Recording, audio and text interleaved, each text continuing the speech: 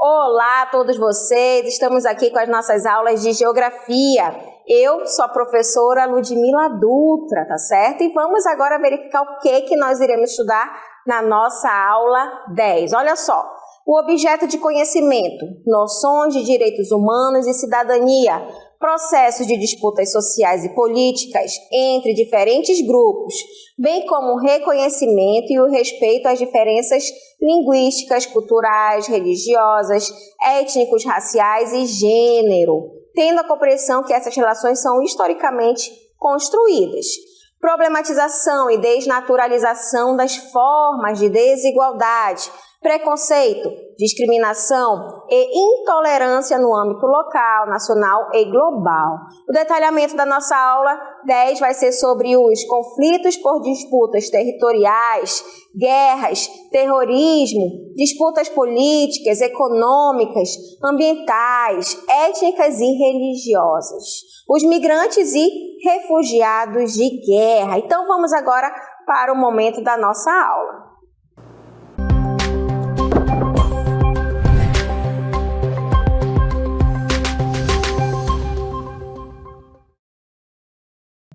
Nesse momento, gente, nós iremos estudar sobre um assunto um pouco delicado, tá? Porque vai estar relacionado a conflitos, a guerras, infelizmente, que ainda ocorrem muito ao redor do planeta. E a gente vai estudar algumas características, né? Alguns conflitos mais recentes que estão acontecendo, tá? E que podem piorar ou um dia aí ser finalizado. Então, a partir desse momento, né, a gente vai estudar sobre as guerras e esses conflitos mais recentes, tá? E alguns ainda, eles estão ocorrendo, né? Como a gente acaba verificando através dos noticiários. E a maioria aí, das vezes, eles podem, né, ser originados, infelizmente, pelas ações humanas, conforme aí relata a parte do Conselho de Relações Exteriores, tá? Muito vinculado à Organização das Nações Unidas. Então, analisaremos, né, a partir desse momento aí, alguns conflitos que acabam surgindo, infelizmente, entre os países, né, esses Estados-nações aí.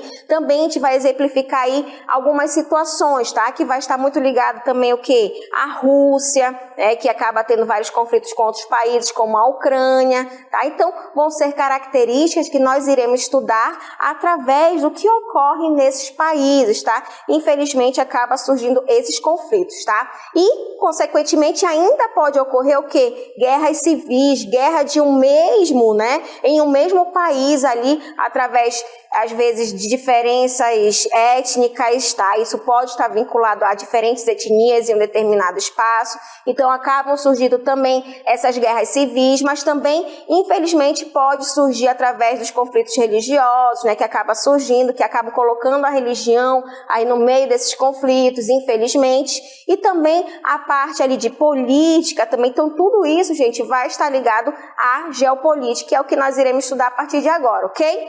Então, olha só, vamos continuando aí as nossas aulas, tá? E um desses conflitos que nós iremos estudar vai ser um conflito que, infelizmente, ainda está ocorrendo, tá? Que vai ser entre Israel e também o grupo terrorista conhecido como Hamas, que está ocorrendo atualmente na faixa de Gaza, ok? Não é entre Israel e Palestina, porque às vezes a gente acaba vinculando, né, a Palestina com o grupo terrorista Hamas, tá? Hamas, gente, vai ser um grupo terrorista, infelizmente. Okay? Agora, esse confronto entre os membros do grupo Hamas e as populações ali do sul de Israel vai emergir aí como um dos mais recentes conflitos globais também, tá? E aproximadamente aí 700 israelenses acabaram perdendo a vida devido aí ao ataque do Hamas em um único dia, no primeiro dia onde eles atacaram, né, uma área em que as pessoas estavam ali em uma festa. Então, cerca de 400 palestinos também, né, acabaram falecendo nesses bombardeios, porque Israel não vai aceitar. Okay? Então, a gente observa que, além de israelenses, também vamos ter a perda ali de palestinos, tá? Então, cerca aí de 400 palestinos faleceram nos bombardeios que foram retaliatórios, né, que foram realizados por Israel, porque quando se tem um conflito, a pessoa ali, o local, eles não aceitam, né, porque vai existir diferentes características, diferentes funções em um determinado local que infelizmente acabam surgindo, né, esses conflitos. Então, observando, né, que vai existir conflitos que podem surgir por questões religiosas, questões políticas, outros tipos de características que possam surgir, acaba tendo esses conflitos. E ainda nos dias de hoje, gente, nós vamos observar que vai existir esse conflito entre o país Israel e também o grupo Hamas, tá? Mas quem são, né? O que forma esse grupo Hamas? Olha só, gente, o grupo Hamas, vocês estão vendo a bandeira, né? Que acaba ali sendo um pouco semelhante, né? Com o da Arábia Saudita, ok? Agora, o grupo Hamas, gente, ele vai estar muito vinculado, tá? A grupos militantes, tá? Agora, é o maior entre vários grupos militantes islâmicos, pega a parte da religião, o islamismo, né, que são os muçulmanos, e vão estar principalmente na área da Palestina. E eles têm controlado aí a faixa de Gaza desde 2007. Esse grupo, gente, ele foi fundado em 1987, durante aí o início da primeira Intifada Palestina. E o nome mais conhecido do grupo em árabe, né, que vai ter essa sigla Hamas, é isso aí, ó, Harakah al-Muqawama al-Islamiyah, tá? Então, essa palavra aí vai ser a sigla Hamas, que se traduz ao quê para o português? O movimento de resistência islâmica, que são, infelizmente, grupos terroristas que acabam surgindo, principalmente nessa região, né, onde se tem uma grande quantidade de pessoas que têm a sua religião voltada ao muçulmano, tá? Então, a gente, infelizmente, observa essas características. Mas ainda, em relação às características do grupo Hamas, gente, a gente vai verificar que o Hamas, ele é uma ramificação ali do braço palestino, que acaba vindo aí da Irmandade Muçulmana, que vai ser a maior e a mais antiga organização islâmica que vai estar localizado no Egito. Inicialmente, gente, o grupo ele tinha dois propósitos principais. Uma delas vai ser o quê? De implementar uma luta armada contra Israel, porque não vai aceitar a perda de território para Israel, para os judeus. E também um outro ponto aí que a gente observa que acaba surgindo o grupo Hamas vai ser de oferecer o quê? Programas de bem-estar social aos palestinos. Então, se as pessoas elas oferecem um programa de bem-estar para a população ela acaba aderindo àquele grupo, né? Infelizmente, esse grupo ele vai ter muitos seguidores, a gente observa que realmente eles são fiéis, né? E voltam isso muito à questão da religiosidade, infelizmente, ok? Então isso acaba caracterizando muito o grupo Hamas, tá? E isso vai estar ligado o quê? À faixa de Gaza, que é uma região, né, que acaba surgindo onde se tem muitos conflitos e é onde está tendo esse conflito atualmente. Nós vamos ver um vídeo agora em que vai falar um pouco mais dessa história aí da faixa de Gaza. Preste atenção que a gente já retorna.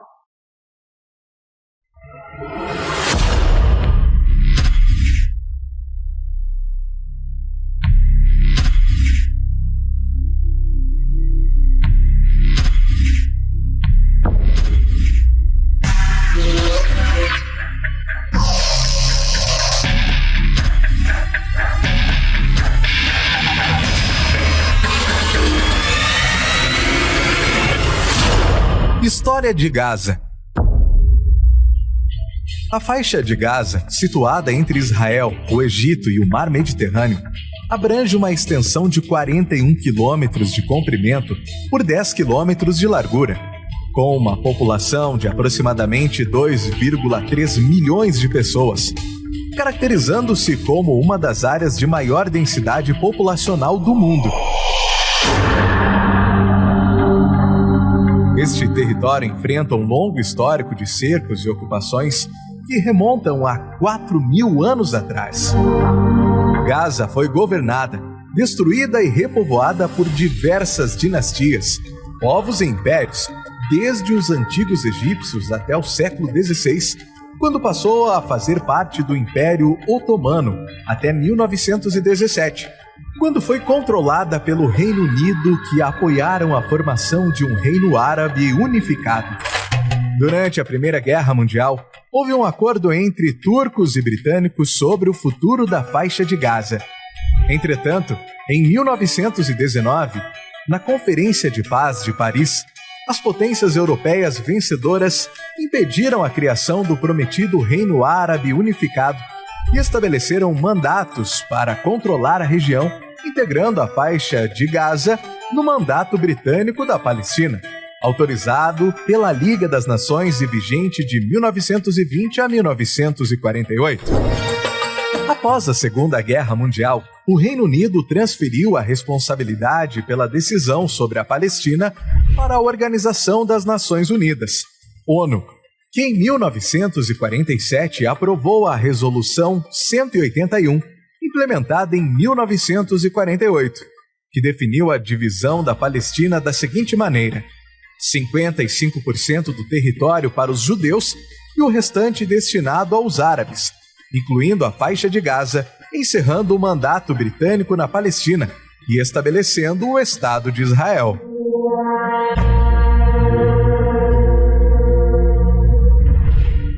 Em 1987, a primeira intifada dos palestinos contra os israelenses teve início na faixa de Gaza. Nesse mesmo ano, surgiu o grupo militante islâmico Hamas. Em 2005, após uma segunda intifada, Israel retirou suas tropas da faixa de Gaza. E no ano seguinte, o Hamas obteve uma vitória clara nas eleições palestinas, desencadeando uma violenta luta de poder em 2007 com o partido Fatah, liderado por Mahmoud Abbas, presidente da Autoridade Nacional Palestina, ANP. O Hamas emergiu vitorioso na faixa de Gaza e, desde então, mantém o controle na região, apesar de enfrentar um bloqueio terrestre, aéreo e marítimo imposto por Israel e Egito sobre a faixa de Gaza desde 2007, causando impactos devastadores para os civis palestinos que enfrentam severas restrições de entrada ou saída da região, exceto em casos extremamente raros, como condições médicas urgentes que representem risco de vida e uma lista muito restrita de comerciantes.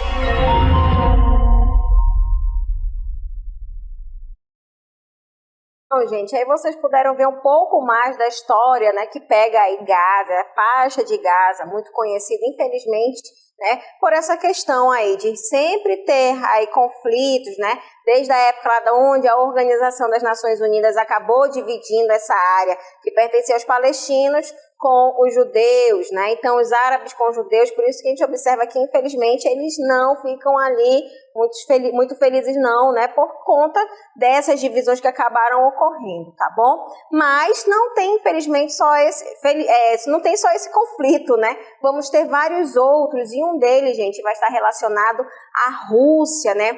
A invasão russa, gente, acaba ocorrendo, né, em vários territórios, e um dos atuais vai ser em relação à Ucrânia, que ainda tem essa guerra também ainda hoje, nos dias atuais, que vai ter aí esse conflito entre a Rússia e a Ucrânia, tá? E foi o início de fevereiro de 2022 que acabou aí desencadeando um conflito armado, né, entre esses dois países. Agora, a Rússia ela acabou aí avançando, principalmente na parte da direção norte, tá? E a Ucrânia sempre tentando ali se recompor para não ocorrer um maior, né, desenvolvimento ali daquela guerra. E a gente vai observar agora melhor no mapa, tá? Que é dado a vocês, onde a Rússia, ela ataca a Ucrânia, tá? Então, a Ucrânia, ela vai ser atacada, tá?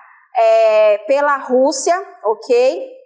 Então, gente, a Rússia ela acaba atacando a Ucrânia, né? Por quê? Vai ter várias questões aí que a Rússia ela não aceita que a Ucrânia ela fique ligada aí, principalmente à Europa Ocidental. Então, essa invasão russa aí no território ucraniano vai ter o início aí em fevereiro de 2022, né, que acabou aí desencadeando um conflito armado entre esses dois países. E a Rússia, ela acabou, né, avançando a partir da direção norte, na parte leste e sul, em direção aí às principais cidades ucranianas, principalmente a capital de Kiev e também Kharkiv, tá? Agora, a Rússia, ela também vai manter a ocupação em territórios ucranianos, enquanto a Ucrânia tenta aí realizar as ofensivas na tentativa de reconquistar essas áreas, tá? Então, infelizmente, ainda temos, né, esse conflito nos dias atuais. Agora, por quê, né?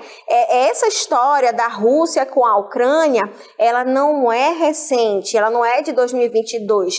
Já existe um fator histórico, tá? Então, a gente vai estudar e verificar por que a Rússia acaba aí atacando a Ucrânia. Olha só, gente, a gente vai estudar aqui com o intuito aí de combater, né, a aproximação da Ucrânia com os países ocidentais, porque a Ucrânia ela quer fazer parte ali da União Europeia, então a Rússia ela se sente incomodada, até porque na época da União Soviética, a Rússia e a Ucrânia, elas faziam parte da União Soviética, onde a Rússia, né, era a principal área desses países. Então, a Rússia ela vai querer assegurar o seu poder, né, na região, principalmente ali da região oriental e também no continente europeu. Mas não para aí não, né? A gente também vai verificar que a Rússia ela atuou desde a época lá da fragmentação da União Soviética, tá? Para manter essa influência, tá? Principalmente na Ucrânia, porque na época eles estavam juntos, né? Então, combatendo ali essa aproximação da Ucrânia com outros países europeus, tá? Até porque a Ucrânia faz parte do continente europeu e uma parte da Rússia também. E isso vai fazer também um dos fatores para a Rússia querer invadir a região da Crimeia, tá? E essa região da Crimeia que pertence à Ucrânia é uma área, gente, em que tem grandes riquezas. Não é à toa, eu vou invadir aquele território, além de querer o território, vai existir várias situações por ser uma área estratégica também. Então, a invasão da Crimeia vai ser também um dos fatores para a Rússia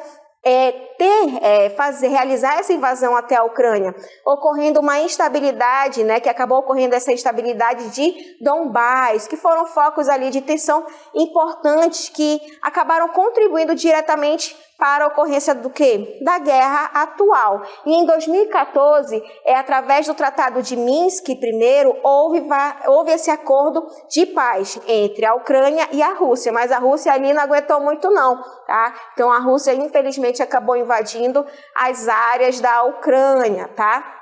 Então, a Rússia, gente, ela invadiu a área da Ucrânia e a gente observa que o principal propósito vai ser de quê? De manter ali sua zona de influência, principalmente na parte oriental do território europeu e essa área aí que pega a Ucrânia. E um dos objetivos principais vai ser o quê? Que a Rússia, ela quer evitar que a Ucrânia, ela ingresse ali também na organização do Tratado do Atlântico Norte, né? Que é um dos principais objetivos da Ucrânia, mas infelizmente com a guerra que está se passando por lá, né, vai ter várias situações ali ainda para ser ajustadas, ok, gente? Nós vamos ver agora um videozinho em que mostra para vocês, em relação à parte da Crimeia, por que a Rússia tem tanto interesse, né, na Crimeia. Preste atenção e a gente já retorna. Questão da Crimeia. Na Crimeia, a questão se inicia. Geopolítica, Rússia e Ucrânia em disputa precisa. Península no Mar Negro, estratégia que atiça. Sua posição geográfica, importância se avista. A crise emerge em 2013 na Ucrânia. Uma pista. A Crimeia no epicentro, uma saga que persiste. Referendo realizado, a população se manifesta. Anexação à Rússia, uma decisão contestada. Março de 2014. A ocupação se alista. A Rússia entra em cena, a situação se cristaliza. A Ucrânia e a ONU, uma posição que subsiste. Não reconhecem a anexação, uma fronteira que persiste. Então, a gente verifica através desse vídeo, né, que infelizmente vai ter essa relação aí de realmente a Rússia querer essa parte da Ucrânia, querer a parte da Crimeia por diversos fatores. Mas esses conflitos, gente, não param aí. Também vamos ter um conflito conhecido como Nagorno-Karabakh, tá? Que vai pegar dois países que estão ligados muito ao Oriente Médio, que vai ser a Armênia e o Azerbaijão, tá? Essa região que vocês podem observar, né, que vai ser de Nagorno-Karabakh, vai ser uma região que está localizada em Azerbaijão. Porém, a população, a maior parte das etnias que se vive lá, são da Armênia. Então, por isso que acabou surgindo esses conflitos. E essa região, gente, ela é conhecida como a região do Cáucaso. Então, olha só, Nagorno-Karabakh, né, essa região do Cáucaso, a gente vai estudar agora e verificar essas características, é que vai se tratar aí de uma área montanhosa que vai estar situada no território de Azerbaijão, tá? Oficialmente reconhecida pelas leis internacionais como parte ali de Azerbaijão, né, que vai fazer parte do país. E a maioria da população que vive nessa região aí que vocês estão observando, que é de Nagorno-Karabakh, vai ser de etnia armênia.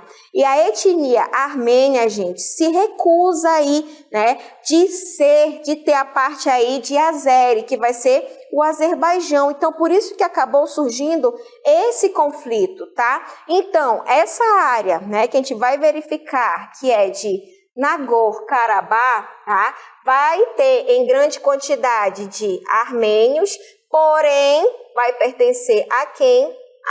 A Azerbaijão. É uma grande área, tá? Porém, essa área vai estar no Azerbaijão, porém a etnia que acaba predominando vai ser dos armênios. Agora, esse fator histórico vai iniciar principalmente no período de 1990, ok? Onde as tropas do Azerbaijão foram expulsas dessa área, né, de Nagorno-Karabakh, onde ainda vai ter essa grande quantidade de pessoas, mas além de 1990 e 1994, ambos os lados assinaram um acordo de acabar o conflito que ali estava tendo, de cessar o fogo.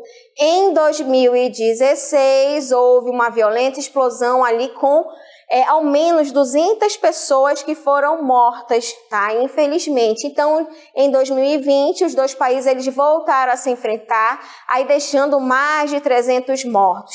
Já em 2022, Azerbaijão lançou uma ofensiva contra as forças armênias e acabou aí terminando, né, com a vitória de Baku. E já nesse ano de 2024, o que se quer fazer? Pegar Nagorno-Karabakh e incorporar a Azerbaijão, tá, gente? Então, infelizmente, acaba tendo esse conflito em que esses dois países, né, a gente observa da Armênia com o Azerbaijão, né, vai acabar surgindo, ok? Mas os conflitos, né, as guerras, as brigas entre os países não param aí, tá? Um outro conflito que chama muita atenção, mas já vai ser característica ali daquele próprio local, gente, vai ser a Síria, a guerra civil da Síria. Vocês estão observando, né, o mapa, tá? Em que a gente pode observar aqui melhor, né,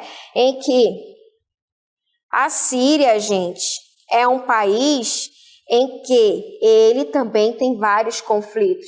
E um desses conflitos, eles acabam tendo a guerra civil entre populações de um próprio local, tá? A Síria, gente, vai estar localizada aqui, como vocês podem observar, né, em uma área do Oriente Médio, vai ser banhada, né, pela parte aqui, em que a gente observa principalmente, tá, do oceano, porém vai ter uma área militar muito importante que vai estar ligado à Rússia, que é a base militar de Tartus, ok? Essa base, gente, a gente vai estudar daqui a pouco que a Rússia, ela acabou, né, se juntando ali com a Síria para pegar, né, essa área em que acaba tendo ali a sua base militar.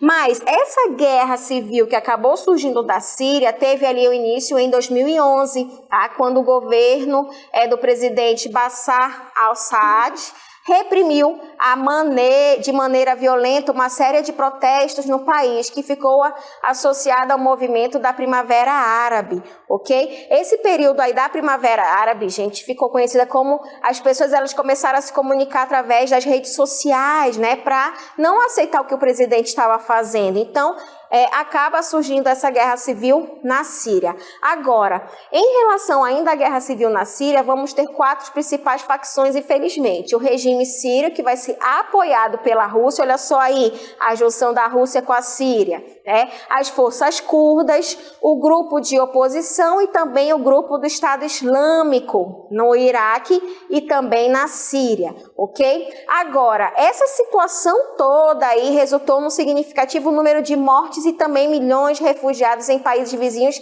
até nos dias atuais. Então, vale ressaltar, gente, que Bashar al-Assad é o filho aí do ex-presidente Bashar al-Assad, tá? Agora, ele acabou liderando o país por 3 décadas. Vocês podem imaginar 30 anos sendo liderado somente por uma pessoa. E a Primavera Árabe, por sua vez, gente, teve um impacto muito grande ao redor do planeta, em diversos países também do norte da África, né? E também do Oriente Médio, tá? Incluindo a Síria. Então chamou muito a atenção do mundo inteiro, né? Esse conflito que acabou tendo, então acabou derrubando o presidente, tá? E outra guerra que a gente vai ter, que vai ser uma guerra civil também, que vai estar na parte do Oriente Médio, vai ser a do Iêmen. Essa guerra civil do Iêmen, gente, teve início aí no ano de 2014, quando os rebeldes Houthis, né? Eles são muito extremistas e, infelizmente, que vai ter a orientação xiita. Eles acabaram expulsando o governo sunita, tá, do Iêmen, ali da capital Sanaá, através desses conflitos armados. Agora, a gente vai verificar também que, contando ali com o respaldo do Irã, os Houthis, eles exerceram controle sobre a parte do território, né, que acabou aí tendo esse confronto com o governo iemitas, que vão ser os sunitas, que foi aí apoiado por uma colisão liderada pela Arábia Saudita, ok, gente? Então, a gente vai verificar que essa região, né, que pega a parte do Iêmen, né, a gente vai observar agora, saindo, né, dessa parte aqui da Síria, né, que tem esses conflitos de guerras civis, também nessa parte do Oriente Médio, que é essa região que a gente observa muito a parte desértica, né? Vamos ter também o Iêmen, gente. Essa região aqui, ela é muito rica em petróleo, esses recursos minerais, porém, infelizmente, acaba surgindo esses conflitos, tá? Além da Ásia, da parte do Oriente Médio, nós vamos ver uma região também que vai ter um conflito entre a Eritreia e a Etiópia, que a gente pode observar aqui que já está no continente africano. Olha só, gente. A Eritreia e a Etiópia, né, são países que vão estar localizados no continente africano, como vocês estão observando no mapa, né? A parte amarela é a Eritreia e a Etiópia que está em verde. Então, acabou surgindo a Guerra do Tigré, tá? Em 2018, gente, nós iremos estudar que as características vai mostrar que a Etiópia testemunhou conflitos entre o governo central e a região de Tigré, tá? Desencadeando aí, acabou sendo desencadeado pela ascensão do primeiro-ministro Abiy Ahmed ao poder. E em 2020, o primeiro-ministro acabou ordenando uma operação militar contra quem? Contra a Frente de Libertação do Povo de Tigré, né, com a sigla TPLF. Já a Eritreia participou dessas operações contra, né, a Frente de Libertação do Povo de Tigré, dando início o quê? A esse conflito regional, né, pegando ali a parte de Eritreia e a Etiópia, tá? Agora, a gente observa que isso, né, vai fazer com que os conflitos acabam surgindo. E em 2022, gente, a Etiópia, né, e também o TPLF, eles acabaram assinando um acordo para encerrar, né, esses conflitos que estavam tendo e acabou sendo mediado pela União Africana. Agora o conflito ele acabou diminuindo consideravelmente, né, na intensidade que se tinha entre esses países, embora a Eritreia ela não tenha aderido a algum acordo e acabou tendo algumas tensões até os dias atuais, tá, gente? Infelizmente, essas guerras, esses conflitos que acabam surgindo, está envolvendo o quê? O ser humano, as pessoas. Imagina as pessoas que vivem nessas áreas onde tem constantes conflitos. Imagina a Ucrânia, a Rússia, né, que vive em conflito ali com alguns países ali da Ásia, da Europa, países africanos, gente, e somente alguns conflitos mais recentes que nós estamos estudando. Imagina anteriormente, alguns anos atrás, onde ainda existem conflitos de guerras civis em um mesmo local, as pessoas elas não aguentam mais viver naquelas áreas. E acaba surgindo o quê? Os refugiados.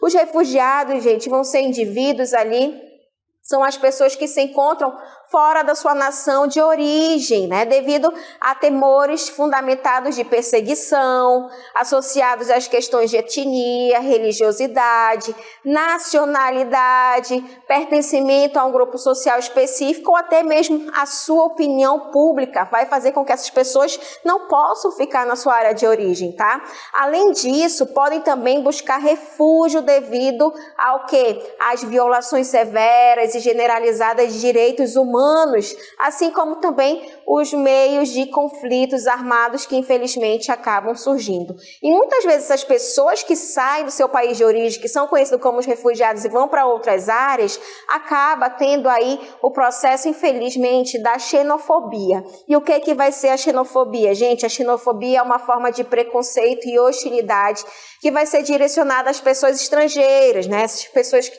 muitas vezes são refugiadas ou até mesmo grupos que são percebidos como estrangeiros. E essa atitude, infelizmente, elas acabam se manifestando em diferentes formas que acaba incluindo o quê? A discriminação, a violência verbal ou física e também a rejeição social com base aí na origem nacional, étnica, cultural ou linguística de um indivíduo ali ou um grupo social. Infelizmente, acaba surgindo a xenofobia que não deveria, tá certo, gente? São pessoas realmente buscando ali viver em paz, porque o seu país de origem pode estar em conflito, tá certo?